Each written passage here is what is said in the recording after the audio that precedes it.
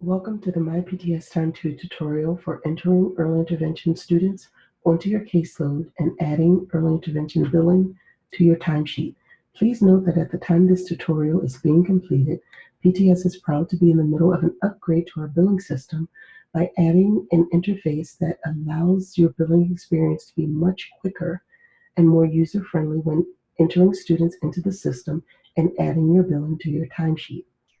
Because of the upgrade, during this tutorial, you will see this Beta Timesheets tab on the toolbar, as well as this Beta Add New Student tab on the toolbar.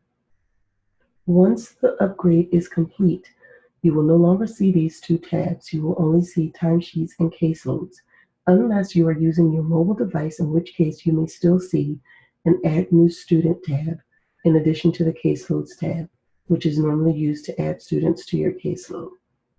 For as long as you see Beta Timesheets and Beta Add New Student on the toolbar, please use these tabs to do both functions.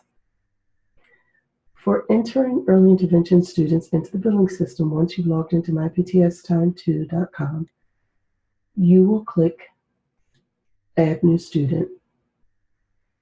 Again, if you do not see Beta Add New Student, you will click Caseloads and then click Add New Student. The first thing you're going to need to enter is the student start date. This is the date that you will begin billing for the student. We are going to arrow back, which you can use these arrows here to arrow back or forward to a different month. We're going to use this date as the start date, and the next thing you'll need to select is the student school. The school for all early intervention students is the early intervention school for that district that is set up in the MyPTS Time 2 billing system. Once you've selected the school, the next thing you need to assign is the status. The status for all early intervention students is EI. The next thing we'll need to enter is the student's details, and this student's first name is Tuna, last name Salad. The date of birth is March 3rd, 2015. The grade for all early intervention students should be pre-K. Tuna Salad is a female, and the student start date, this should be the first day of school for the current school year that you're in, unless the student is a transfer. If for some reason you do not know the first day of school for the current school year you're in, please use the first day of the month you are entering billing for that student. This allows any other therapist who may need to enter billing for that student to be able to do so without having any issues because of the start date chosen. This homeschool district field is only used by certain districts.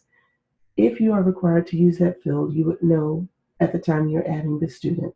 Once this information is entered, you will click Continue. The next thing you'll need to add is the therapist type. You should be clicking Primary for this student, unless for some reason you are helping the primary therapist by doing with the evaluation. In that case, you would click Secondary. But 99.9% of the time, you should be selecting Primary as the therapist type. On this page, you can check all of your information to see that what you've entered is correct. And then you have the option to either go to Timesheet to add billing for that student or add another student. We're going to click Go to Timesheet and begin the process of entering early intervention billing for early intervention students. If you had not already started the timesheet, you would be asked to click Add New Timesheet for the district that you are going to be entering your billing. If you've already started a timesheet, you will see the links for each week in that month that you are entering your billing. These arrows here allow you to go back and forth between the months. The total time shows you any billing that you've already entered. Status shows you whether or not you submitted a timesheet. Again, review and submit will only be an option for those who are not using their mobile device. Also, if you're assigned to bill for more than one district in the billing system, you will see all of those districts listed here that you are assigned to enter billing for, and you will need to click Add New Timesheet for each one of those districts. We're going to begin by entering billing for the first week in July for our early intervention students. When this page loads, you want to check to make sure you're in the correct district. You can click Return to Timesheets if you need to go back to the page we just left. These arrows allow you to go from week to week within the month you're entering billing for. You see the days of the week, the dates for the days of the week. The target hour is the number of minutes you're allowed to bill up to per day for the district. The total is the actual time you've entered for that day. If any of these were to be red, it means you've exceeded the target hours. Please note that although the target hours may be 7.5 hours or 8 hours, we bill in real time, so if you've only worked 5 hours that day, you will only enter 5 hours of billing. And the other thing you can do from this page is enter non-student other time to the district by clicking on district time. This would be billing such as travel, which can only be billed to the district. You would click other, enter the minutes here, your note, and click OK. Clicking on the district time or any of the schools from the list allows that school information to be expanded or collapsed. Again, all billing for early intervention students goes in the early intervention school for that district. And early intervention billing is for evaluation billing, for testing, the write-up, goal development, the IEP write-up, and the IEP meeting, and basically all billing pertaining to the early intervention evaluation. You will click on the school, and then you can see the options that you have to enter billing. Please note that early intervention students do not get billed under group. If you needed to enter billing for the school, which this early intervention school is set up in the system as a building for the early intervention students. If you needed to enter non-student other time to the school, you would click the school, you see the non-student time option, and that billing will go under other. Again, you would click other, enter the minutes, the note, and OK. We are entering billing for our early intervention students, and the first student that we're going to enter that billing for is our student by the name of early intervention. Clicking on the line of the student's name, you want to click the day that you want to add that billing. And please note that just as a gauge, generally the average time billed for the early intervention evaluation is about 120 minutes to 210 minutes.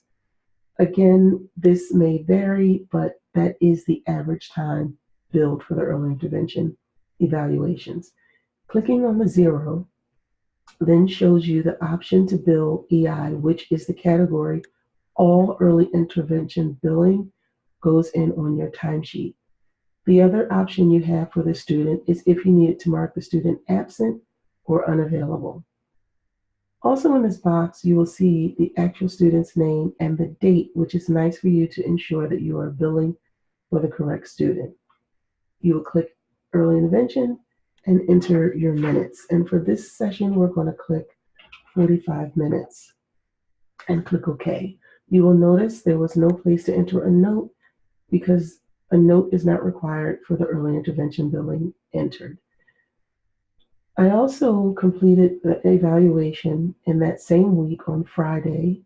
So on the line with the student's name, I would click the 0, click early intervention, and enter the rest of my time, which on this day was 40 minutes, and click OK.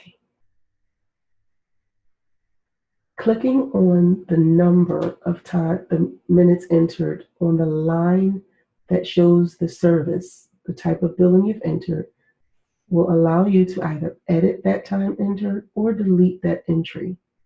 So let's say I actually meant to put 60 minutes here.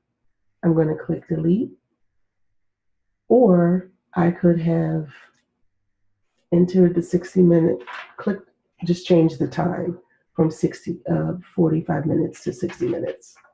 Now re-enter the time with the correct time.